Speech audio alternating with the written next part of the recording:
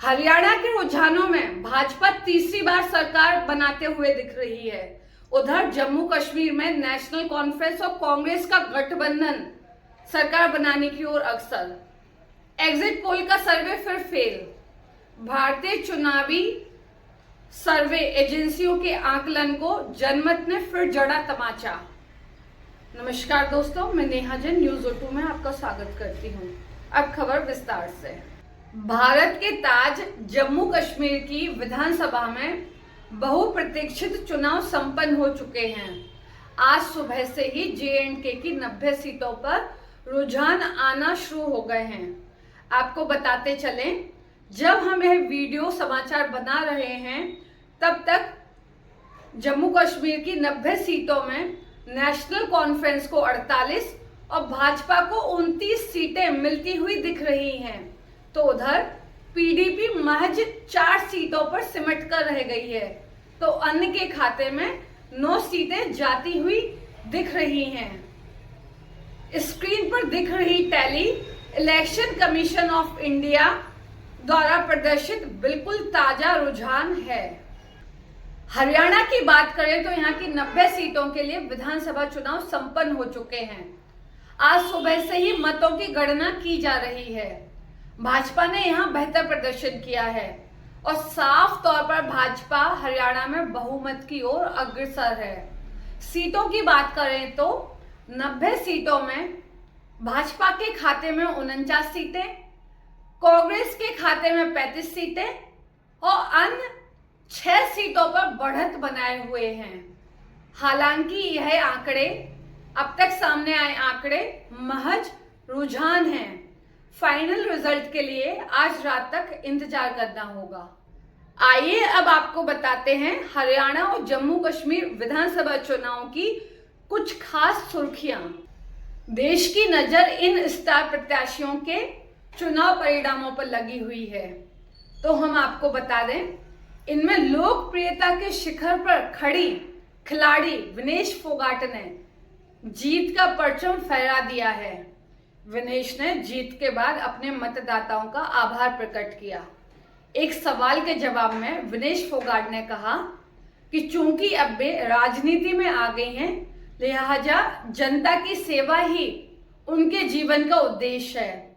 उधर हरियाणा के CM नायब सैनी और कांग्रेस के चर्चित चेहरे और पूर्व CM दीपेंद्र सिंह हुड्डा अपनी अपनी विधानसभा सीट पर जीत की ओर अग्रसर हैं। मैं उसके लिए लाडवा के लोगों का दिल से धन्यवाद करता हूं। मैं हरियाणा के 2 करोड़ 80 लाख लोगों का दिल से धन्यवाद करता हूं और अपने लोकप्रिय प्रधानमंत्री, विश्व के नेता आदरणीय नरेंद्र मोदी जी, ये पूरा का पूरा श्रेय मैं आदरणीय मोदी जी को देता हूं। उनके आशीर्वाद से, उनकी गाइडलाइन के अंदर, उनकी जो नीतियां हैं, उन नीतियों के ऊपर हरियाणा के लोगों ने मोहर लगाई है। मैं हरियाणा की जनता का जहां दिल से धन्यवाद करता हूं, उनको प्रणाम करता हूं, वहीं आदरणीय प्रधानमंत्री जी के नेतृत्व में जो ये तीसरी बार हरियाणा की ऐतिहासिक जीत हुई है, इसके लिए भी मैं प्रधानमंत्री जी का धन्यवाद करता हूं। मैं अपनी उच्च लीडरशिप का धन्यवाद करता हूं। मैं हरियाणा के लाखों भारतीय जनता पार्टी के कार्यकर्ताओं का दिल से बहुत बहुत धन्यवाद करता हूं कि जिनकी कड़ी मेहनत और पसीना बहा करके उन्होंने इस ऐतिहासिक जीत का जो दिलवाई है, वो पूरे धन्यवाद के पात्र है। मैं पूरे हरियाणा के लोगों को दिल से बहुत बहुत धन्यवाद। कोहाना की जलेबी की फैक्ट्री।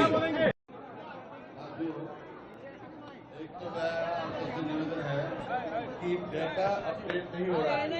जो मेरे पास खबर है, we are touching the majority, Congress is getting majority, Congress को मेजोरिटी मिल रही है। डेटा अपडेट नहीं किया जा रहा, क्रिएट किया जा रहा है। बहुत सारी सीटें हैं, बहुत सारी सीटें हैं जो हम जीत चुके हैं, वो अपडेट नहीं की। जैसे चट्टा साहब है, शैली है, रामकरण है, अशोक अरोड़ा है, ऐसे कई सीटें हैं जो हमारे खबर मिली हैं। जैसे आदमपुर में भी हम लीड कर रहे हैं, दज्जन में भी लीड कर रहे हैं, बहुत सारी कॉन्स्टिट्यूंसी हैं, जैसे वतन में हम लीड में जा रहे हैं। तो ये अपडेट नहीं हो रहा है डाटा इलेक्शन कमीशन में, और कई जगह काउंटिंग की गई है। तो मेरा एक तो सभी जो काउंटिंग एजेंट हमसे साथियों से निवेदन है कि आप डटे रहो, मेजोरिटी आ रही है। सर आप इतने सीनियर शांत रहो। सर आप इतने सीनियर लीडर हैं, मुख्यमंत्री रह चुके। नेशनल कॉन्फ्रेंस के नेता फारूक अब्दुल्ला ने जम्मू कश्मीर के अगले मुख्यमंत्री के रूप में उमर अब्दुल्ला का नाम सामने रख दिया है। एक बयान में उन्होंने कहा कि जम्मू कश्मीर में अब जनता का राज कायम करना है और पुलिस का राज खत्म करना है। उन्होंने आगे कहा, जेलों में बंद मीडिया, एक्टिविस्टों और नेताओं को कैद से आजाद करना है। अब्दुल्ला ने कहा कि उनकी सरकार का उद्देश्य भयमुक्त वातावरण और नागरिक अधिकारों को कायम करना है। जम्मू कश्मीर विधानसभा चुनाव में आम आदमी पार्टी ने भी अपनी उपस्थिति दर्ज करा दी है। आम आदमी पार्टी के उम्मीदवार महराज मलिक डोडा से चुनाव जीत गए हैं। इस तरह आम आदमी पार्टी का जम्मू कश्मीर में खाता खुल गया है। लोगों को एडमिनिस्ट्रेशन हो या सरकार में बैठे वो लोग हों, आप देख लीजिए, एक नौजवान है, एक आम आदमी पार्टी का अकेला शख्स खिताब चुनाव से जीत कर आता है। साफ मैसेज है, मजलूमों का टोला बहुत बड़ा है। वो तुम्हारे दफ्तरों में धक्के खाते थे, उन पे तुम्हारा जबर चलता था। अब जुल्म की इंतहा खत्म हो गई है, अब इंसाफ होगा। अगर तुमने कोई गलती की, कोई भी गलती की, तो उसका जवाब पूरी ताकत से होगा। उन लोगों को एहसास हो गया होगा। अगर नहीं हुआ है तो मुझसे उम्मीद बेहतरी की मत करना। अभी भी कह रहा हूं, पहले भी कह रहा था, अब मत माहौल में सुधार आएगा, एडमिनिस्ट्रेशन अपना काम करेगी। सुन लीजिए, हॉस्पिटल के अंदर डॉक्टर होगा, स्कूल बेहतर बनेंगे, बिजली का निजाम बेहतर होगा, सड़क में ब्लैक टॉप होगा तो बेहतर होगा, गवर्नमेंट की बिल्डिंग बनेगी तो आवाम की बेहतरी के लिए बनेगी, कोई भी डिक्टेटरशिप नहीं चलेगी। उधर पूर्व सीएम महबूबा मुफ्ती को अपनी बेटी इल्तिजा मुफ्ती की हार का सामना करना पड़ा है। इल्तिजा बिजबेहरा सीट से चुनाव हार गई हैं। उधर जम्मू कश्मीर भाजपा के अध्यक्ष रविंद्र रैना को भी चुनावी हार का सामना करना पड़ा है। रैना नौशेरा से चुनाव हार गए हैं। आपको बता दें, पूरे विधानसभा चुनाव में 65% वोट पड़े थे। इस बार 18 सितंबर से 1 अक्टूबर तक 3 चरण में हुए चुनाव में महज 63.88% वोटिंग हुई है। वर्ष 2014 की तुलना में वर्ष 2024 में 1.12% वोटिंग कम हुई है।